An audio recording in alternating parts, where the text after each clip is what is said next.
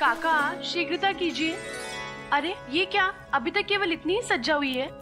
यदि आप इसी गति से चलते रहे ना तो ये सज्जा कभी नहीं हो पाएगी। अच्छा सुनो, महल में जितने भी सेवक हैं उन्हें इनकी सहायता के लिए लगा दीजिए। अरे अरे ये क्या, मैंने तो कमल के फूल की माला लाने के लिए कहा था ना। प्रभु वही धारण करते। ये गेंदे की फूल की माला लेकर जाओ और शीघ्र आना। जी राजकुमार। काका ये स्वागत थाल में केवल कुमकुम क्यों?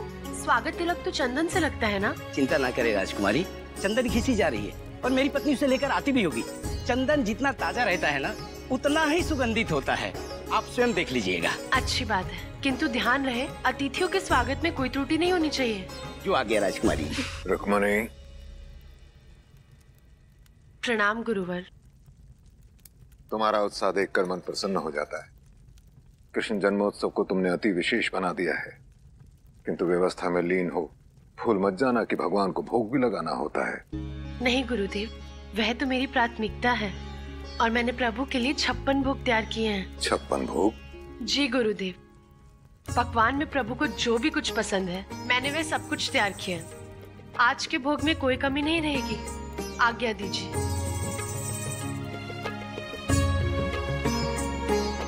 कृष्ण को क्या भाता है ये तो कोई जान नहीं पाया, कोई समझ नहीं पाया, किंतु मुझे पूर्ण विश्वास है कि यदि कोई इस कार्य को सिद्ध कर सकता है तो वो केवल तुम हो। कल्याण हो। तन मन आनंद में डोले, कण कण कृष्ण कृष्ण बोले। मुरली मनोहर की मीठी, मधुर मुरलिया रस घोले। कृष्ण पक्ष की अष्टमी को अष्ट सिद्धियां पाओ रे। कृष्ण का जन्म दिवस है, जन्मोत्सव ये मनाओ रे। द्वारिकाधीश के द्वार चलो, सब नाचो गाओ रे। कृष्ण का जन्म दिवस है, जन्मोत्सव ये मनाओ रे।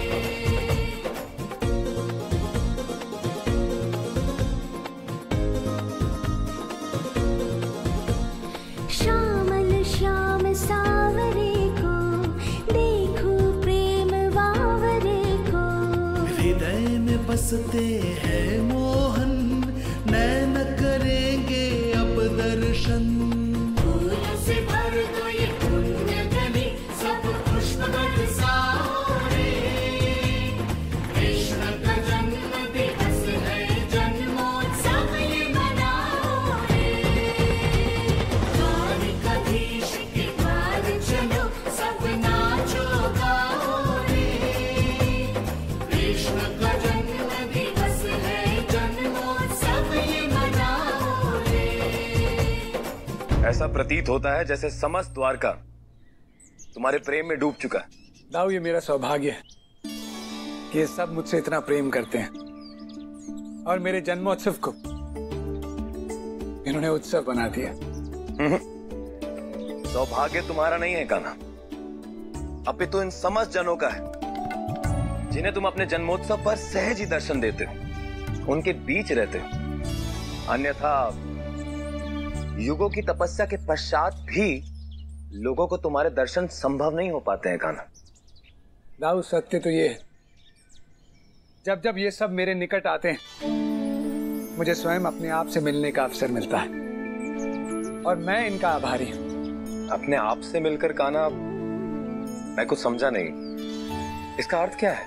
दाऊ, इस संसार में हर भक्त के मन में अपने भगवान की छवि अलग होती है, इसलिए ये सब जब मुझसे मिलने आते हैं मुझे अपने अनेक रूपों से मिलने का अवसर मिलता है।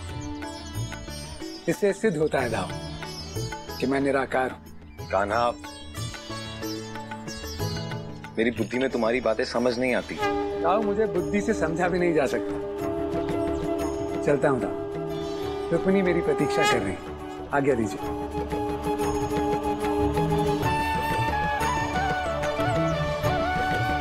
तुमने सत्य कहा कान्हा, मैं अपनी बुद्धि से तुम्हें नहीं समझ सकता, किंतु इतना अवश्य जानता हूं कि अपने जन्मोत्सव के दिन तुम अपने भक्तों के पास कृष्ण पुंज के रूप में अवश्य आया करूंगा। रुक्मिणी संग चल रही सखियां सजाए थाल को, श्रृंगार रत कर देगी अब माधव मदन गोपाल को। प्रभु, आपकी सेवा का कर्तव्य भाग्य मैं धन्य हुई। अब मैं आपका श्रृंगार करना चाहती हूँ। आज्ञा दीजिए प्रभु।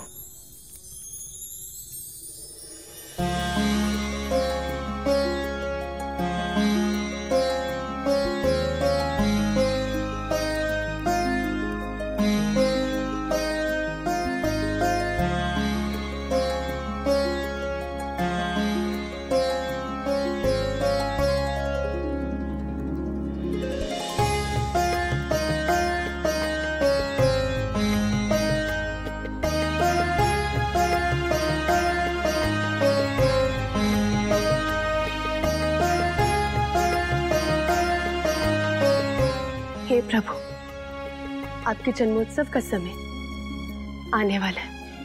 समस्त संसार आपकी प्रतीक्षा कर रहा है प्रभु। आज के पावन अवसर पर संसार को अपने इस रूप के दर्शन दीजिए प्रभु।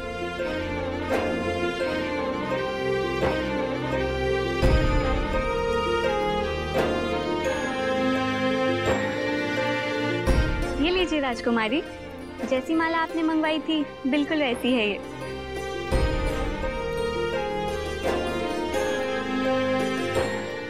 ये केवल माला नहीं है सखी, अब यही मेरे और कृष्ण के प्रेम का सूत्रधार है।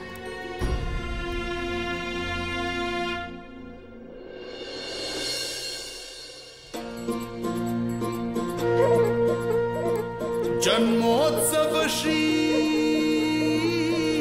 कृष्ण का मनाए जग संसार,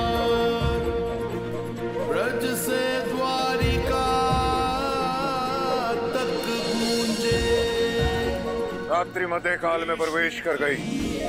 इस पहर से कृष्ण जन्मोत्सव का शुभारंभ होता है।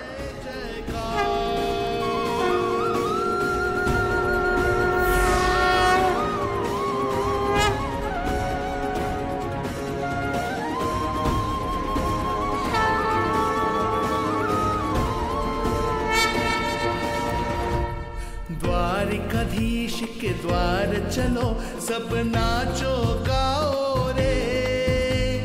कृष्ण का जन्म दिवस है, जन्मोत्सव ये मनाओ रे। द्वारिकाधीश के द्वार चलो, सब नाचो गाओ रे। कृष्ण का जन्म दिवस है, जन्मोत्सव ये मनाओ रे। द्वारकाधीश भगवान श्री कृष्ण की जय। द्वारकाधीश भगवान श्री कृष्ण की जय।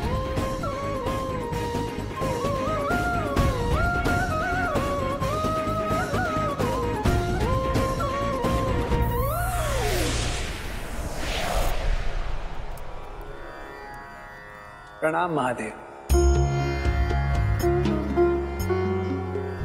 प्रणाम समस्त देवगण। आपके आगमन से मैं धन्य हो गया। हे लीलाधर, मेरा प्रणाम स्वीकार कीजिए। आज आपके दर्शन मात्र से मन प्रसन्न हो गया। आपके आशीर्वाद से हम देवगण आज कृष्ण पुंज प्राप्त करने आए। यह दुर्लभ पुंज कई सदियों की तपस्या से भी नहीं मिलता, परंतु आज के अवसर पर आपकी कृपा से अवश्य मिल सकता है। हे प्रभु, हमारा प्रणाम स्वीकार करें। इस कृष्ण पुंज का वरदान देकर हमें कृतार्थ करें।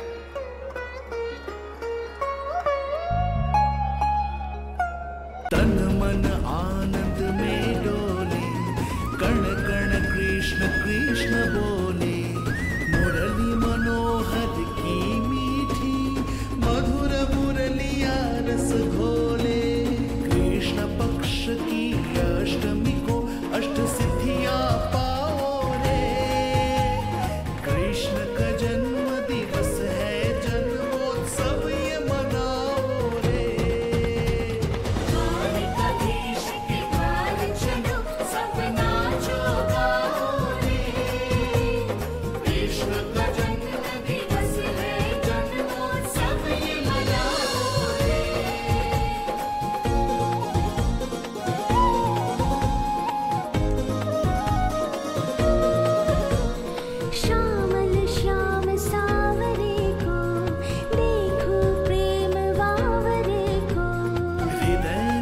बरसते हैं मोहन, नैन करेंगे अब दर्शन।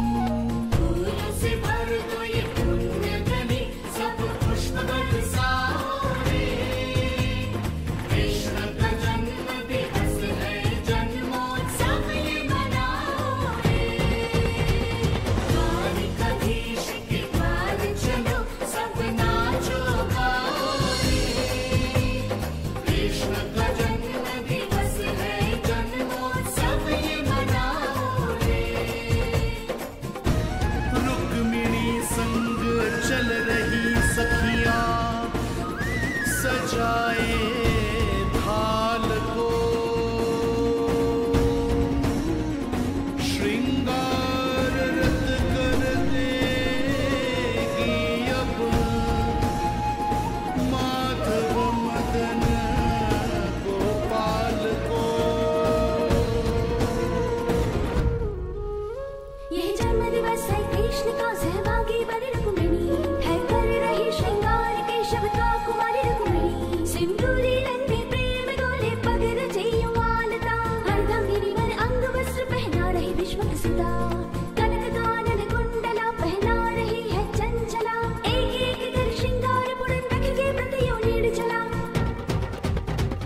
धन्य रुक्मिणी धन्य है केशव, धन्य द्वारिका धाम है। जम्बोर है जन्म का उत्सव, सात जन्म का नाम है। हरे कृष्ण कृष्ण कृष्ण हरे हरे, हरे राम राम राम हरे हरे।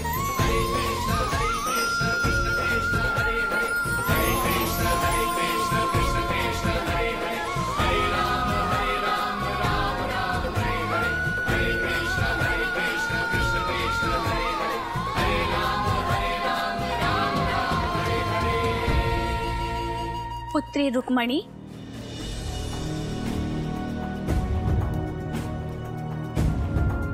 प्रणाम माता। भगवान के सारे कृष्ण पुंज उनके शरीर से बाहर जा चुके हैं। अब वह तुम्हारी ही तरह साधारण मनुष्य हैं। इसी क्षण तुम्हें उन्हें स्वीकार करना होगा, अन्यथा कृष्ण पुंजों के वापस आते ही वह फिर से दिव्य हो जाएंगे।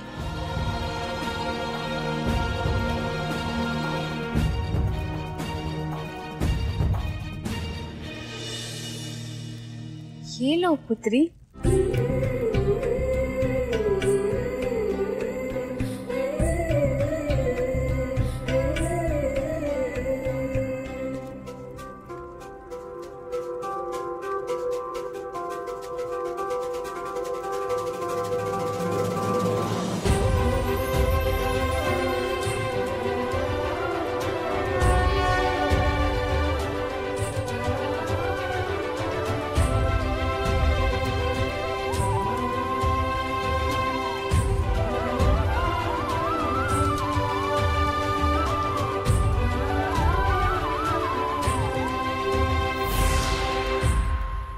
हे परम अवतार, आंखें खोलिए भगवान। हम पुनः आप में कैसे समाये प्रभु?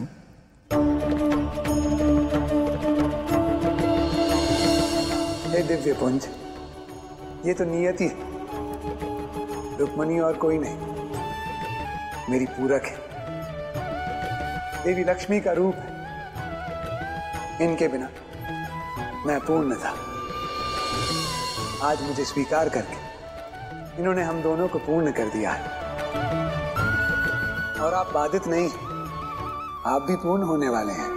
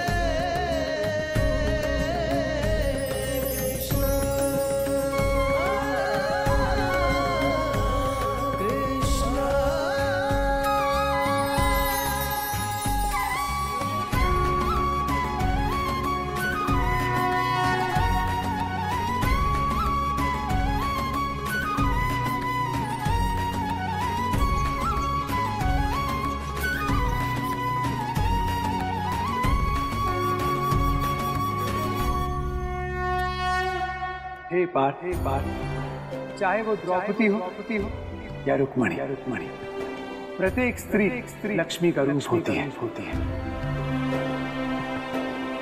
और जो भी उसे बांधने उसके अधिकारों का हनन करने की चेष्टा करता है, उसे अपने सत्य का सामना करने के लिए एक ना एक इस रणभूमि में आना ही होता है पार्थ। हे माधव, मेरा प्रश्न यही है, क्या स्त्री का अधिकार ही धर्म है? यदि द्रौपदी नहीं होती या उसके साथ अन्याय नहीं हुआ होता, तो क्या हम अपने अधिकार के लिए दुर्योधन से नहीं लड़ते, या इस महासमर के युद्ध की आवश्यकता नहीं होती?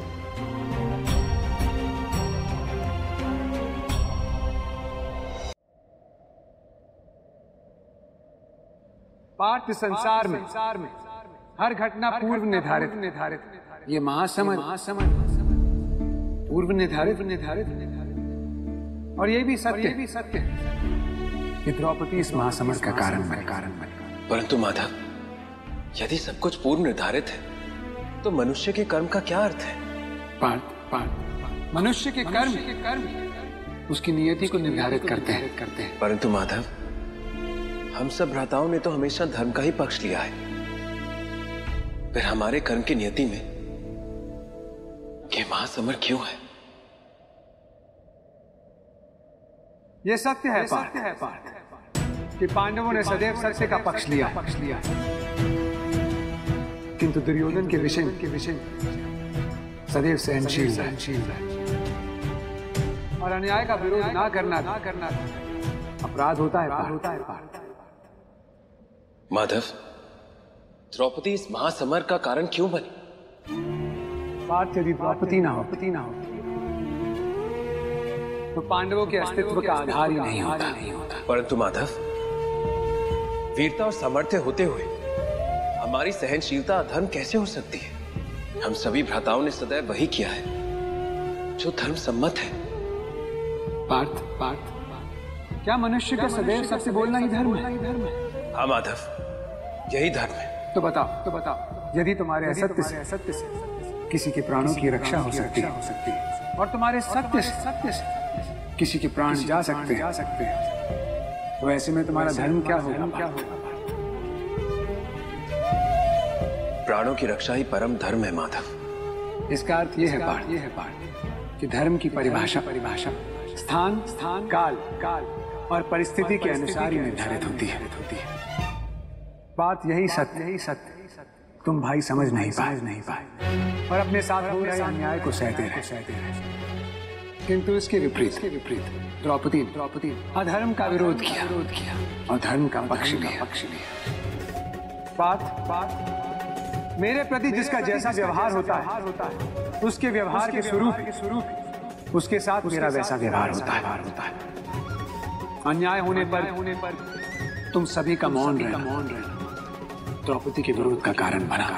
यदि द्रौपदी का विरोध ना होता तो पांडवों इस महाभारत की आवश्यकता का ज्ञान ही नहीं होता। पार्थ, तुम द्रौपदी को एक पत्नी के रूप में जानते हो, लेकिन मैं उसकी व्यथा जानता हूं। इसलिए पार्थ, महाभारत के इस युद्ध को समझने के तुम्हें द्रौपदी को समझना होगा, उसके जन्म उसके पूर्व जन्म को जानना होगा। माधव, कृपया मुझे विस्तार से समझाइए, मैं जानने के लिए व्याकुल हूं। पार्थ, द्रौपदी के जीवन इस अध्याय का आरंभ जब तुमने अपनी गुरु दक्षिणा के पांचाल नरेश द्रुपद को पराजित किया और उसे बंदी बना गुरु द्रोण को सौंप दिया।